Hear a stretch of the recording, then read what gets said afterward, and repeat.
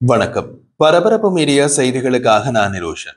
கனடிய அரசாங்கம் செப்டம்பரில் பாலஸ்தீன அரசை அங்கீகரிக்க திட்டமிட்டுள்ளதாக கனடிய பிரதமர் மார்க் கார்னி தெரிவித்துள்ளார். இது கனடிய வெளியுறவு கொள்கையில் ஒரு முக்கிய மாற்றத்தையும் அமெரிக்காவுடனான குறிப்பிடத்தக்க முறிவையும் ஏற்படுத்தும். அமெரிக்காவை பொறுத்தவரை பாலஸ்தீனத்தை தாமும் அங்கீகரிப்பதில்லை, தமது நட்பு நாடுகள் ஆதரிப்பதை விரும்புவதும் இல்லை. தமது நட்பு நாடுகள் பாலஸ்தீனத்தை அங்கீகரித்தால் அதற்கு எதிர்ப்பு தெரிவிக்க தயங்குவதும் இல்லை. இதற்கு சமீப கால உதாரணங்கள் பிரான்ஸ் மற்றும் பிரிட்டன். இந்த இரு நாடுகளும் பாலஸ்தீனத்தை அங்கீகரிப்பதாக அறிவித்ததுடன் அதற்கு முந்திக் கொண்டு எதிர்ப்பு தெரிவித்த நாடு அமெரிக்கா. ஆனால் பிரிட்டனும் பிரான்சும் ஐரோப்பாவில் உள்ளன. இப்போது பாலஸ்தீனத்தை அங்கீகரிக்கப் போவதாக கூறியுள்ள கனடா வட அமெரிக்காவில் அமெரிக்க வட எல்லையை பகிர்ந்து கொள்ளும் நாடு. இதற்கு முன் பெரும்பாலும் அமெரிக்க வெளியுறவு கொள்கையுடன் மிக நெருக்கமாக பயணித்த நாடு கனடா. அதனால் தான் கனடிய அரசாங்கம் செப்டம்பரில் பாலஸ்தீன அரசை அங்கீகரிக்க திட்டமிட்டுள்ளதாக கனடிய பிரதமர் மார்க் கார்னி அறிவித்துள்ளது முக்கியத்துவம் பெறுகின்றது. ஆனால் கனடாவின் பாலஸ்தீனிய அங்கீகாரம் ஆக்கிரமிக்கப்பட்ட மேற்கு கரையில் தற்போது ஆட்சி செய்யும் பாலஸ்தீனிய ஆணையத்தின் வெற்றிகரமான சீர்திருத்தங்களில் தங்கியுள்ளது. இதில் 2026ஆம் ஆண்டு வரவுள்ள தேர்தல்கள், காசாவை இராணுவமயப்படுத்தலில் இருந்து தவிர்த்தல் மற்றும் ஹமாஸை காசாவிலிருந்து விலக்குதல் ஆகியவை அடங்குகின்றன. காசாவில் இஸ்ரேலின் ராணுவ நடவடிக்கை மற்றும் ஆழமடைந்து வரும் மனிதாபிமான நெருக்கடி தொடர்பாக இஸ்ரேலில் அதிகரித்து வரும் சர்வதேச கண்டனங்களை எதிர்கொண்டுள்ள நிலையில் இரு நாடு தீர்வுக்கான புதுப்பிக்கப்பட்ட அழுத்தத்துடன் இந்த கனேடிய அறிவிப்பு வந்துள்ளது. பல தசாப்தங்களாக இஸ்ரேலிய அரசாங்கத்திற்கும் பாலஸ்தீனிய ஆணையத்திற்கும் இடையிலான பேச்சுவார்த்தை மூலம் தீர்வு காணப்பட்ட சமாதான செயல்முறையின் ஒரு பகுதியாக காசா பகுதியில் அமைதி அடையப்படும் என்று நம்பப்பட்டது என்று கனடிய பிரதமர் கார்னி தலைநகர் ஒட்டாவாவில் நடந்த செய்தியாளர் மாநாட்டில் கூறினார். பரபரப்பு மீடியா சார்பில் நாமும் பிரதமர் கார்னியின் செய்தியாளர் மாநாட்டில் கலந்து கொண்டிருந்தோம். துரதிருஷ்டவசமாக இந்த அணுகுமுறை இனி நிலை நிறுத்தக்கூடியதாக இல்லை. இரு நாடு தீர்வுக்கான வாய்ப்புகள் சீராகவும் கடுமையாகவும் அறிக்கப்பட்டு வருகின்றன என்று அவர் தெரிவித்தார். அதற்கு பல விஷயங்களை அவர் சுட்டிக்காட்டினார். அவர் சுட்டிக்காட்டிய விஷயங்களில் இஸ்ரேலுக்கு ஹமாஸ் தீவிரவாதத்தின் பரவலான அச்சுறுத்தல், மேற்கு கரையில் இஸ்ரேலிய ஆக்கிரமிப்பு குடியேறுதல்களின் வன்முறையை துரிதப்படுத்துதல், இஸ்ரேலிய குடியேற்ற கட்டுமானத்தை மேற்கு கரையில் துரிதப்படுத்துதல் மற்றும் காசாவில் மனிதாபிமான நெருக்கடியை தடுக்க இஸ்ரேல் தொடர்ந்து தோல்வியடைந்ததை மேற்கோள் காட்டி இரு மாநில தீர்வை பாதுகாப்பது என்பது வன்முறை அல்லது தீவிரவாதத்திற்கு பதிலாக அமைதியை தேர்ந்தெடுக்கும் என்று கூறினார். இஸ்ரேல் மற்றும் பாலஸ்தீன நாடுகளின் அமைதியான சக வாழ்வுக்கான அவர்களின் உள்ளார்ந்த விருப்பத்தை மதிப்பது என்பது பாதுகாப்பான மற்றும் வளமான நீண்டகால எதிர்காலத்திற்கான ஒரு சாலை வரைபடமாக கார்னி விவரித்தார். ஆனால் பாலஸ்தீனத்தை கனடா அங்கீகரிப்பது ஒரு உத்தரவாதம் அல்ல, பாலஸ்தீனர்கள் நடந்து கொள்வதை பொறுத்தது என்றார்.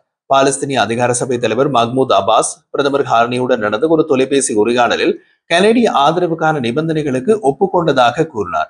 இஸ்ரேலின் சமீபகால நடவடிக்கைகள் கனேடியர்களாகிய எங்கள் முடிவில் ஒரு மைய காரணியாக இருப்பதாக அறிவித்த கார்னி, இஸ்ரேல் பாலஸ்தீனம் என்ற இரு நாட்டு தீர்வை எதிர்க்கும் செல்வாக்குமிக்க பதவிகளில் இருப்பவர்களை விமர்சித்தார்.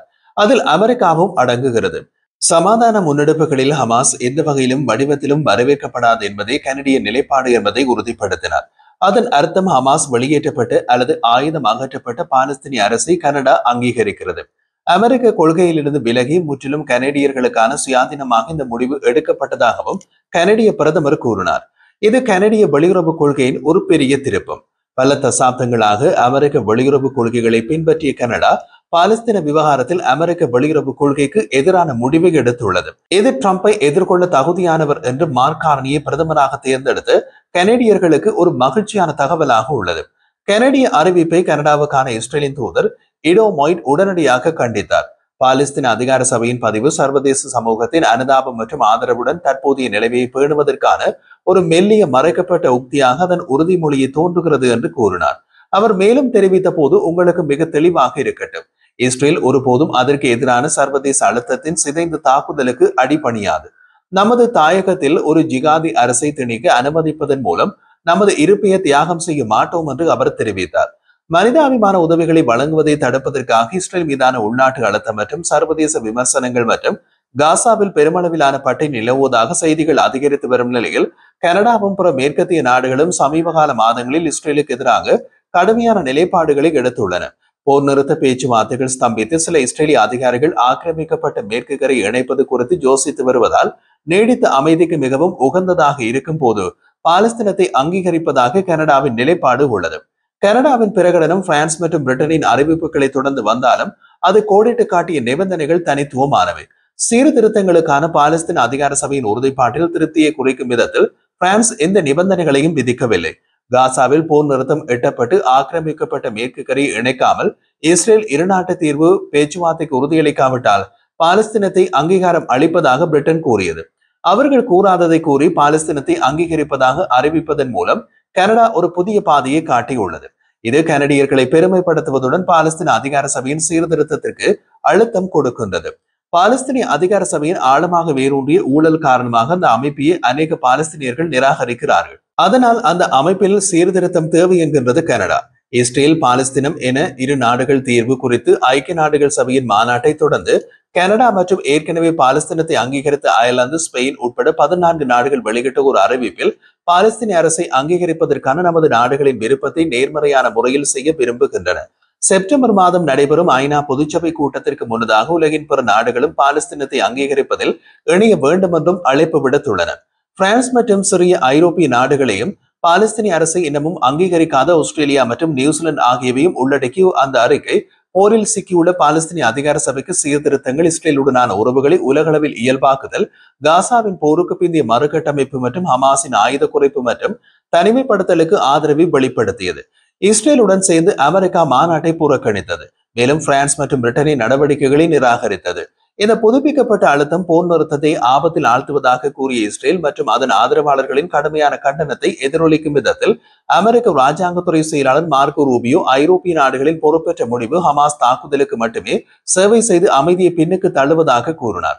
ஐரோப்பிய நாடுகளின் அழுத்தம் குறித்து கேட்டபோது அமெரிக்க ஜனாதிபதி டொனால்ட் ட்ரம்ப் கோபப்படுவதற்கு பதிலாக அதை நிராகரிக்கின்றார். பிரெஞ்சு ஜனாதிபதி மேனுவேல் மேக்ரோனின் அறிவிப்பு எந்தவித இடையே கொண்டிருக்கவில்லை என்றும், பிரிட்டிஷ் பிரதமர் கே ஸ்டாமரின் அறிவிப்பு குறித்து எங்களுக்கு எந்த கருத்தும் இல்லை என்றும் கூறினார்.